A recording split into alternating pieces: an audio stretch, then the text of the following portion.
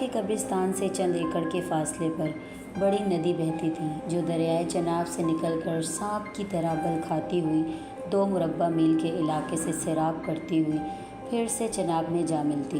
इस नदी का फ़ायदा ये था कि करबो जवार के तमाम किसान इसके पानी से अपने खेतों को सैराब करते थे। इतना फ़ायदा होने के बाद भी बड़ी दिक्कत ये थी कि अक्सर ज़मींदारों की बारी रात को ही आती थी। लतीफ़ भी कंधे पर कस्सी रखकर खाल यानी पानी की निकासी का मुआयना कर रहा था। आज 7 दिनों बाद इसकी बारी आई थी। वो मगरिब के बाद यहाँ पर आ गया था और इसके आधे से ज़्यादा खेत पानी से सैराब हो चुके थे। मुमकिन था कि सुबह तक इसके तमाम खेत सैराब हो जाएंगे। वो छोटे कद काठ का ज़रूर था, मगर दिलावर होने के साथ दिल गुर्दे वाला भी था। चूँकि ज़रूरत के तहत इसने एक दरमियानी टॉर्च ज़रूर रखी थी ताकि पानी के बनों को ठीक तरह से देख सके, मगर इसका इस्तेमाल भी सिर्फ ज़रूरत के तहत कर रहा था।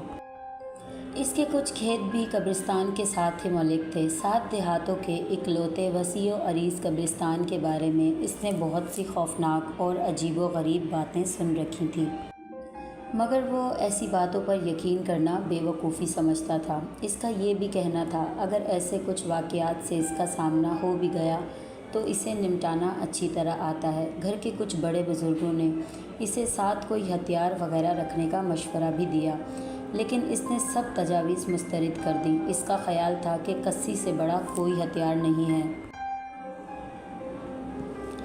हर बन को अच्छी तरह देखकर कभी कभार वो कब्रिस्तान के साथ भी छोटी सी पगडंडी पर भी जा बैठता। इस बार भी वो एक लंबा चक्कर काटकर पगडंडी पर आ बैठा था। हाथ पर बांधी हुई घड़ी, जिसकी सुइयां रात की तारीकी में चमक रही थी, 1 बजने का अंदेया दे रही थी, यानी रात अब पिछले पहर में जा दाखिल हुई थी। मगरिब से हल्की हल्की हवा भी चलने लगी थी, जिससे मौसम कुछ हद तक ठंडा लगने लगा था। सर को धीरे धीरे घुमाकर वो एतराफ़ का गैर दारी तौर पर जायज़ा ले रहा था। अचानक इसकी नज़र उस इंसानी हुलिये पर पड़ी जो कि गांव से कब्रिस्तान की तरफ आने वाले रास्ते पर बड़े इत्मीनान से चलकर इस तरफ आ रहा था। पहले तो इसे वहम हुआ कि शायद कोई जानवर है, मगर ठीक तरह से देखने के बाद पता लगा कि वो कोई इंसान ही लग रहा था। वो सोच में पड़ गया, रात के इस पहर किसी इंसान का इस तरफ आना क्या मामला हो सकता है। पहले इसने सोचा इसका दोस्त रफ़ीक होगा और इसके लिए कोई चाय वगैरह लेकर आ रहा होगा, लेकिन फिर इसने सोचा रफ़ीक तो आज दोपहर को दूसरे शहर गया हुआ है और इतनी जल्दी उसकी वापसी तो मुमकिन नहीं थी। फिर ये कौन हो सकता है? चलो जो भी है आने दो, पता चल जाएगा। इस सोच के तहत इसकी तवज्जो आने वाले पर मरकूज़ हो गई। जूं-जूं आने वाला करीब होता जा रहा था, हैरत है इसकी आंखें दो चार हो रही थी। आने वाला कोई मर्द नहीं बल्कि एक औरत थी, जिसने गहरे लाल रंग का अजीब किस्म का लिबास पहन रखा था। लतीफ़ अजीब मामले में उलझ कर रह गया। इसकी समझ में नहीं आ रहा था आखिर ये औरत है कौन, इसने ये अजीब सा लिबास क्यों पहन रखा है और इतनी रात को यहाँ क्या कर रही है। बहरकैफ इसने सोचा ये यहाँ क्या करने आई है, देखता हूँ। फिर इसने कस्सी एक तरफ रख कर दमसादे वहीं लेट कर इसकी तवज्जो वहीं मबदूल कर ली। आने वाली पुरइसरार औरत कब्रिस्तान के बिल्कुल करीब आकर रुक गई। इसके हाथ में एक बड़ी सी थाली थी जिसको लाल कपड़े से ढांप रखा था। खुले बाल होने की वजह से लतीफ़ इसकी शक्ल नहीं देख पा रहा था। इस औरत ने इधर उधर देखा और कब्रिस्तान के अंदर दाखिल हो गई। चूँकि कब्रिस्तान में बड़े बड़े दरख्तों की बहुतात होने के साथ कुछ जंगली बूटियाँ भी थीं। लतीफ़ पास ही मौजूद एक दरख्त का सहारा लेकर उठ खड़ा हुआ और कस्सी उठाकर इस औरत के ताक़ुब में चल पड़ा। औरत बड़े इत्मीनान से दरख्तों के बीच ऐसे चल रही थी जैसे इसे सारे रास्ते हिफ्ज़ हों, मगर लतीफ़ के लिए चलना कुछ वक्त आमेज़ ज़रूर था। कब्रिस्तान के अंदर तारीकी कुछ ज़्यादा ही छाई हुई थी, लेकिन कहीं कहीं से ज़मीन पर आने वाली रोशनी इसकी मदद ज़रूर कर रही थी। अचानक चलते चलते इस औरत ने यकदम रुककर इधर उधर देखना शुरू कर दिया, जैसे इसे शक हो गया हो कोई इसका पीछा कर रहा है। लतीफ़ जल्दी से एक बड़े दरख्त की ओंट में छुप गया। وہ عورت کچھ دیر وہاں کھڑی رہی، پھر آگے بڑھ گئی۔ لطیف بھی درخت کی اونٹ سے نکل کر اس کے پیچھے چلنے لگا۔ ہاتھ میں پکڑی ہوئی کسی اسے راستہ دینے میں کافی مدد کر رہی تھی۔ عورت چلتے چلتے ایک نئی قبر جس پر گلاب کے پھولوں کی پتیاں تازی لگ رہی تھیں، اس کے پاس جا کر کھڑی ہوئی۔ قبر کے حجم سے لطیف کو اندازہ ہو گیا یہ قبر کسی چھوٹے بچے کی ہے جس کی وفات ایک دن پہلے یا آج صبح ہی ہوئی ہے۔ پاس میں ایک موٹے تنے والا درخت تھا، وہ اس کے پیچھے کھڑا ہو کر اس طرف دیکھنے لگا۔ لال لباس والی عورت کچھ لمحوں تک قبر کو گھورتی رہی، پھر ہاتھ میں پکڑی ہوئی تھالی اس نے نیچے رکھی اور ساتھ ہی آلتی پالتی مار کر بیٹھ گئی۔ چند لمحے یوں ہی بیٹھنے کے بعد اس نے تھالی سے کپڑا ہٹا کر ایک طرف رکھ دیا۔ تھالی میں ایک مٹی کا دیا بھی موجود تھا۔ اس عورت نے اپنی شہادت والی انگلی کو اوپر کی طرف اٹھایا اور دائرے میں گھمانے لگی۔ یک لحظت انگلی میں ماچس کی جیسی چنگاری آئی، یہ شعلہ بھڑک اٹھا، پھر اس نے وہ انگلی دیے کے پاس کی تو وہ روشن ہو گیا۔ پھر جیسے ہی دیے کی روشنی اطراف میں پھیلی، سامنے کا منظر دیکھ کر لطیف خوف و حیرت سے اچھل ہی پڑا۔ تھالی کے اندر ایک انسانی دل رکھا ہوا تھا جو بالکل صحیح حالت میں ہونے کے ساتھ دھڑک بھی رہا تھا۔ اس عورت نے تھالی اٹھا کر قبر کے سرہانے رکھی اور ہاتھوں سے اس تازہ قبر کی مٹی ہٹانا شروع کر دی۔ عجیب بات یہ تھی، مٹی خود بخود ایسے ہٹ رہی تھی جیسے اسے ایک دو ہاتھ نہیں بلکہ کئی ہاتھوں سے ہٹایا جا رہا ہو۔ لطیف حیرت کے ملے جلے اثرات کے ساتھ بڑے اہمناک سے یہ منظر دیکھ رہا تھا۔ پہلے تو اس کا دل چاہا کہ وہ اس عورت کو جا کر روک دے، وہ اس قبر کی بے حرمتی کیوں کر رہی ہے، مگر وہ آخر تک یہ بھی دیکھنا چاہتا تھا یہ عورت کیا کرتی ہے۔ کچھ ہی دیر میں اس عورت نے قبر سے ساری مٹی ہٹا دی۔ اب نیچے دو چھوٹی چھوٹی سیمنٹ کی سلیٹیں نظر آ رہی تھیں۔ چونکہ قبر زیادہ گہری نہ تھی، عورت نے بیٹھے بیٹھے ہی سلیٹوں کو اٹھا کر اسے ایک طرف رکھ دیا جیسے وہ چاک کی بنی ہو۔ پھر واقعی نیچے کسی بچے کی کفن پوش میت موجود تھی۔ عورت نے دونوں ہاتھوں سے میت کو اٹھا کر قبر سے باہر نکال لیا۔ دیے کی زرد روشنی میں لطیف یہ سارا منظر دیکھ رہا تھا۔ اس نے جگہ بدل کر اس عورت کی شکل دیکھنا چاہی، لیکن کھلے بالوں کی آڑ سے اس کی شکل دکھائی نہیں دے رہی تھی۔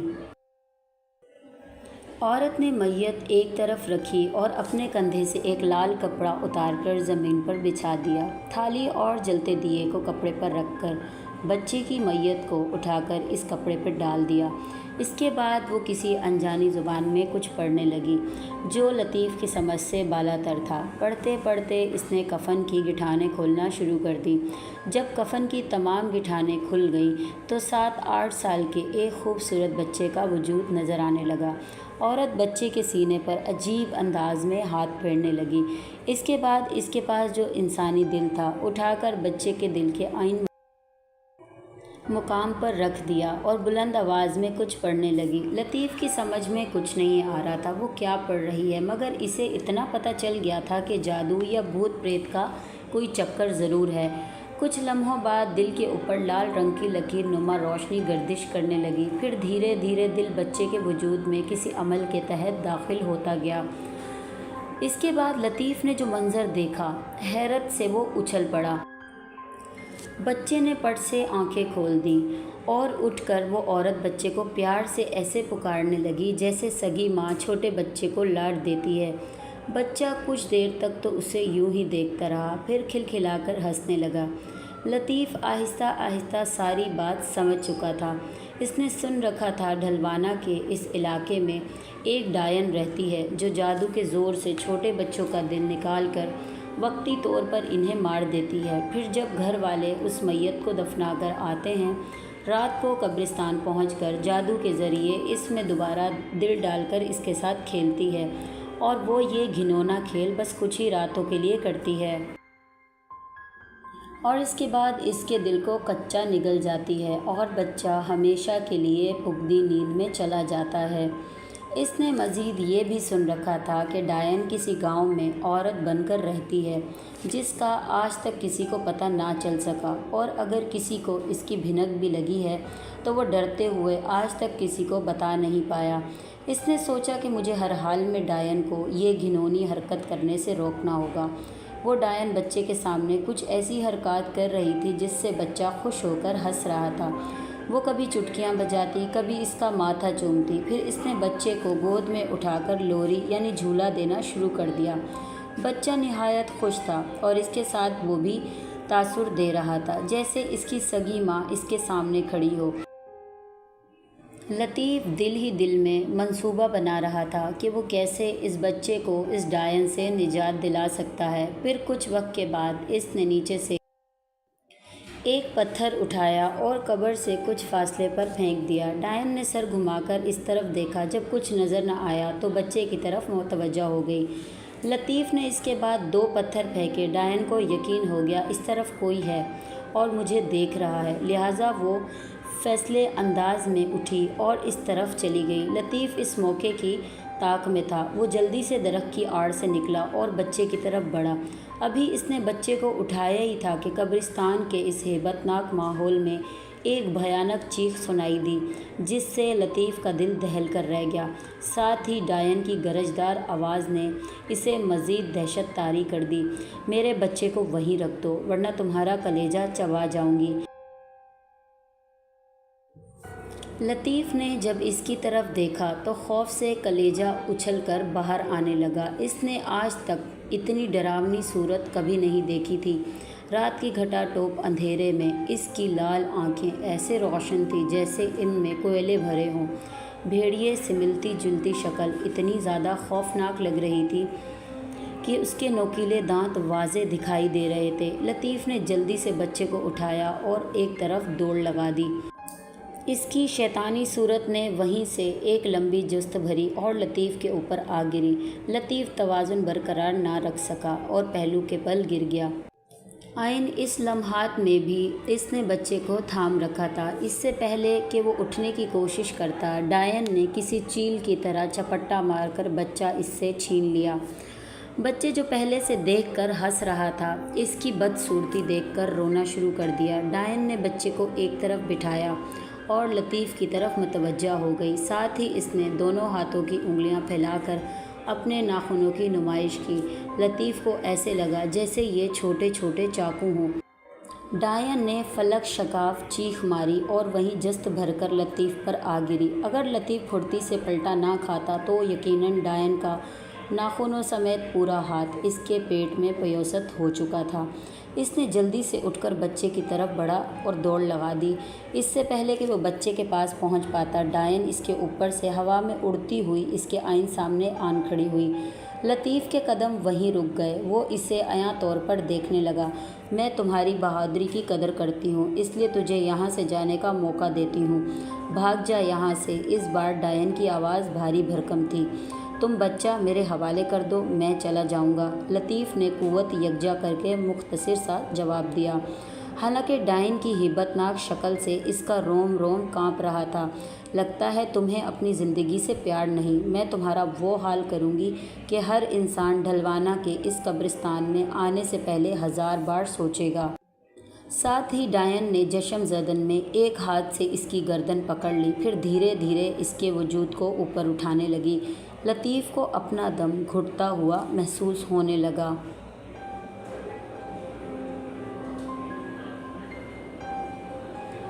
ناخنوں کی تپش اس کے انگ انگ میں تلخیاں بھرنے لگی تھی۔ وہ خود کو چھڑانے کے لیے ہاتھ پاؤں مارنے لگا، مگر ڈائن کا ہاتھ تک ثابت ہو رہا تھا اور لطیف کو اپنی آنکھیں حلقوں سے نکلتی ہوئی محسوس ہونے لگیں۔ ڈائن نے اسے کچھ دیر تک ایسے ہی اٹھائے رکھا، پھر ایک طرف اچھال دیا۔ وہ ٹوٹی ہوئی ٹہنی کی طرح ایک طرف جا گرا۔ وہ جہاں گرا تھا وہاں کافی ساری سوکھی لکڑیاں پڑی تھیں۔ اس کا بائیں پہلو ایک لکڑی سے ضرور متاثر ہوا۔ پھر اس سے پہلے کہ وہ اٹھ کھڑا ہوتا، ڈائن نے خونخوار بلی کی جست لگائی اور اس کے پاس آن کھڑی ہوئی، پھر اپنا ایک پاؤں اس کی چھاتی پر رکھ دیا۔ لطیف کو ایسا لگنے لگا جیسے کوئی بھاری بھرکم ہاتھی اس کی چھاتی پر آ بیٹھا ہو۔ اس کا دم اکھڑنے لگا، شاید اس کی ہڈیاں چٹکنے لگی تھیں۔ لطیف کو یوں لگا جیسے موت کا فرشتہ اس کے سرہانے کھڑا ہو۔ ایسے لمحات میں ہاتھ ادھر ادھر مارنے سے اس کے ہاتھ میں ایک لکڑی آ گئی۔ اس نے قوت یکجا کر کے وہ لکڑی ڈائن کے سر پر مار دی۔ ڈائن چیخ کر ایک طرف جا گری کہ لطیف کی نظر اپنی کسی پر پڑ گئی۔ اس نے پھرتی کا مظاہرہ کرتے ہوئے کسی اٹھائی اور ڈائن کے اگلے حملے کے لیے مستعد ہو گیا۔ ڈائن جلدی سے اٹھ کر کھڑی ہوئی اور چیتے کی طرح لطیف پر جھپٹی۔ لطیف نے کسی کو بلے کی طرح گھمایا اور لوہے کا سرا اس کے بائیں بازو پر لگا۔ ڈائن کی دلاویز چیخ نے قبرستان کے سناٹے کو دہلا کر رکھ دیا۔ اس بار وہ کافی دور جا گری۔ لطیف جلدی سے بچے کی طرف بڑھا اور اسے اٹھا کر اپنے سامنے ٹانگوں کے درمیان کھڑا کر لیا تاکہ ڈائن اس پر ہاتھ نہ ڈال سکے۔ اس بار ڈائن نے جو فلک شگاف چیخ ماری، اس سے درختوں پر بیٹھے ہوئے پرندے بھی پھڑ پھڑا اٹھے۔ اس کے پاؤں دھیرے دھیرے زمین سے اٹھنے لگے، یہاں تک کہ وہ درختوں کے برابر فضا میں اڑنے لگی۔ لطیف پوری مستعدی سے اس کی طرف دیکھ رہا تھا۔ وہ بھی سوچ رہا تھا کہ آخر اس کے اندر اتنی ہمت اور حوصلہ کیسے آ گیا۔